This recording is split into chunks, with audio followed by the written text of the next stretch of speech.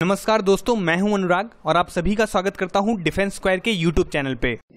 Hello defense lovers, subscribe to our channel Defense Square and press the bell icon to get the notifications of latest defense updates. दोस्तों, आज का जो ये notification है ये बहुत से डिफेंस एस्पिरेंट्स के लिए बहुत ही खुशखबरी की बात है कि इंडियन एयरफोर्स ने FCAT-2 2020 का नोटिफिकेशन रिलीज किया है।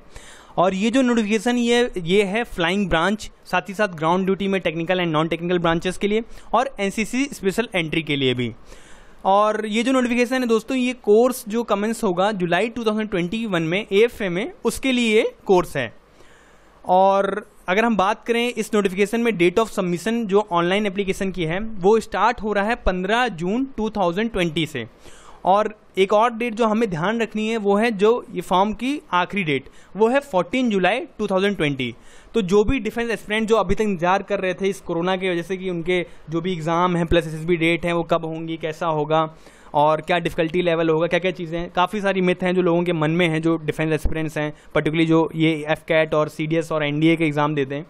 तो उनका ये एक तरीके से इस नोटिफिकेशन ने उनकी सारी मिथों को दूर किया है। और दोस्तों, अगर और जो भी आपको नॉलेज चाहिए हो उसके लिए आपको एयरफोर्स की जो ऑफिशियल वेबसाइट है careerindianairforce.cdac.in पे जाकर आप लॉगिन करिए, वहाँ पे आपको और इस नोटिफिकेशन के बारे में डिटेल में इन्फॉर्मेशन मिल जाएगी। दोस्तों, अब हमें मेन जो एग्ज़ाम की डेट है जो हमें ध्यान रखनी है वो इस FCAT-2 2020 की है, वो है 19 सितंबर 20 और 20 सितंबर 20। यानी कि दोस्तों जो भी जैसे जो लोग FCAT देते हैं वो लोग सब जानते हैं कि जो FCAT का एग्ज़ाम है वो 2 दिन में होता है। एक दिन बच्चों का होता है और अगले दिन कुछ बच्चों का, जो लोग बच जाते हैं। दोस्तों, अगर हम बात करें इसमें कौन कौन सी एंट्री, साथ ही साथ कौन कौन सी इसमें कोर्स नंबर और वैकेंसीज क्या क्या हैं, तो हम अगर आप FCAT एंट्री की बात करें तो इसमें फ्लाइंग ब्रांच में आप देख सकते हैं short service commission for men and women जो वैकेंसीज हैं वो शॉर्ट सर्विस कमीशन में 74 यानी कि 74 वैकेंसीज हैं। अगर हम ग्राउंड ड्यूटी टेक्निकल की ब्रांच करें जिसमें की ब्रांचेज हैं aeronautical engineer electronics and aeronautical engineer mechanical, उसमें permanent commission for men and short service commission for men and women मिला के परमानेंट कमीशन में है 40, शॉर्ट सर्विस कमीशन में है 26 और इसमें जो है वो है परमानेंट कमीशन में 23 एंड शॉर्ट सर्विस कमीशन में 16। सेम ऐसे ही दोस्तों ग्राउंड ड्यूटी नॉन टेक्निकल में है परमानेंट कमीशन की 23 वैकेंसीज और शॉर्ट सर्विस कमीशन की 16 वैकेंसीज। अगर हम बात करें इसमें एजुकेशन की, जो एजुकेशन की एक ब्रांच होती है इसमें तो वो है परमानेंट कमीशन में 8 है और शॉर्ट सर्विस कमीशन में है 8। दोस्तों, अगर हम बात करें एनसीसी स्पेशल एंट्री जो इसी में आता है, इसी नोटिफिकेशन में आया है, तो इसमें फ्लाइंग ब्रांच के लिए परमानेंट कमीशन में जो सीटें होती हैं वो 10% जो होती हैं वो परमानेंट कमीशन के लिए होती हैं और साथ ही साथ 10% सीट जो होती हैं वो FCAT vacancies for short service commission के लिए रिजर्व होती हैं। अब हम बात करें अगर मेटीरियोलॉजी डिपार्टमेंट की यानी कि एंट्री की, ग्राउंड ड्यूटी या नॉन टेक्निकल जो है, इसमें परमानेंट कमीशन की जो वैकेंसीज हैं वो हैं 10 और शॉर्ट सर्विस कमीशन की है जो वैकेंसी वो है 12। तो दोस्तों, अब इसमें जैसा कि आप सभी लोग जानते हैं टाइप ऑफ कमीशन जो है परमानेंट कमीशन इसको PC कहते हैं, शॉर्ट सर्विस कमीशन को कहते हैं SSC, man and women both के लिए होता है ये। तो ये तो रही दोस्तों इसकी बात। अगर हम बात करें एलिजिबिलिटी कंडीशंस की तो नेशनलिटी जैसा कि मस्ट सिटीजन ऑफ इंडिया और यानी कि सिटीजन होना चाहिए इंडिया का। अगर हम एज की बात करें तो जैसा कि आप देख पा रहे हैं इसमें जो एज है 20 to 24 year for FCAT and NCC special entry, ठीक है। तो इसमें 1 जुलाई 2021 दैट इज बॉर्न बिटवीन 2 जुलाई 1997 टू 1 जुलाई 2001। इन दोनों डेट्स के बीच में जो भी कैंडिडेट है जो बॉर्न हुआ है वो इस एग्ज़ाम में बैठ सकता है। साथ ही साथ जो लोग जिनके पास कॉमर्शियल पायलट लाइसेंस है DGCA द्वारा, उनके लिए अप टू 26 ईयर का रिलैक्सेशन होता है। बॉर्न बिटवीन उनकी जो एज है वो है 2 जुलाई 1995 टू 1 जुलाई 2001। सेम ऐसे दोस्तों ground duty technical and non technical की अगर हम बात करें तो वो है 20 से 26 साल इसमें जो एज दी हुई है और जो उसकी बॉर्न डेट है वो 1 जुलाई 2030 दैट इज बॉर्न बिटवीन 2 जुलाई 1995 टू 1 जुलाई 2001।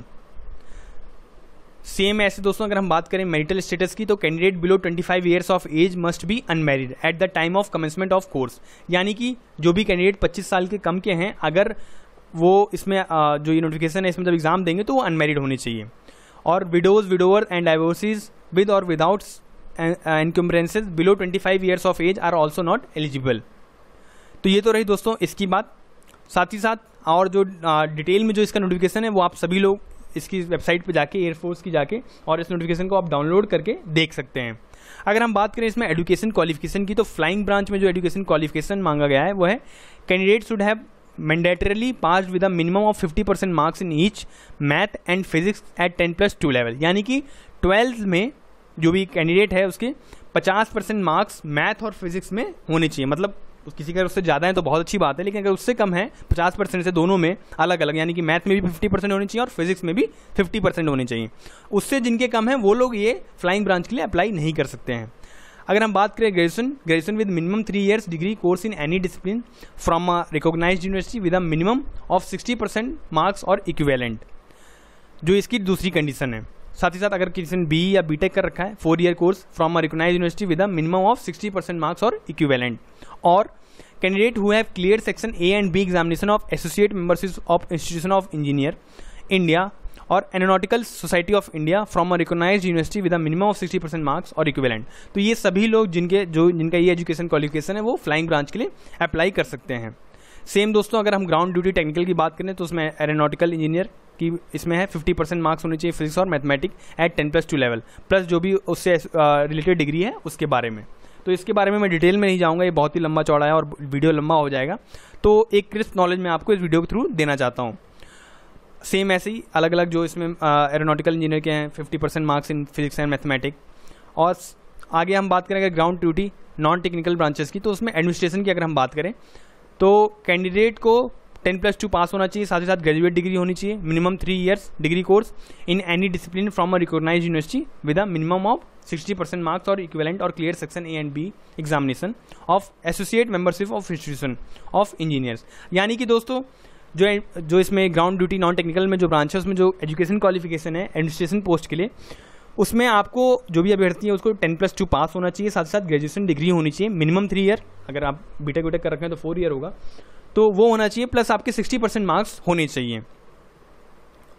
सेम ऐसे दोस्तों अगर हम बात करें एजुकेशन में, इसमें इसी में जो ग्राउंड ड्यूटी नॉन टेक्निकल में होता है एजुकेशन का, तो पास्ट अगर आपका जो भी कैंडिडेट है उसको 10+2 पास होना चाहिए, पोस्ट ग्रेजुएशन की डिग्री होनी चाहिए with 50% marks in any discipline including integrated course offering PG and with 60% marks in graduation in any discipline. यानी कि ग्रेजुएशन में आपको 60% मार्क्स होने चाहिए।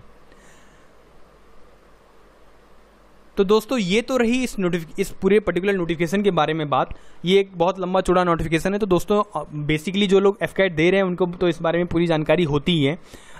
तो आप इसको डिटेल में FCAT की इसकी एयरफोर्स की जो वेबसाइट है उस पर जाकर आप इसको देख सकते हैं।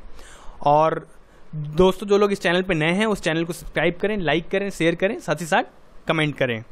दोस्तों आज के इस वीडियो में बस इतना ही, और आप सभी स्वस्थ रहें और अपना ध्यान रखें। जय हिंद दोस्तों।